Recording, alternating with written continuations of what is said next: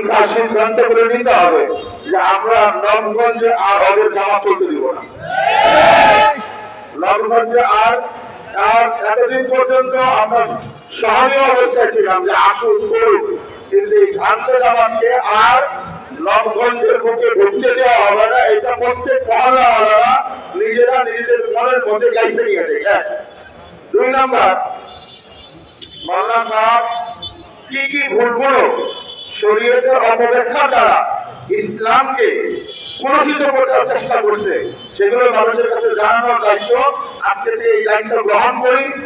লেখনের মাধ্যমে হোক, বলার মাধ্যমে হোক, জানানোর মাধ্যমে হোক।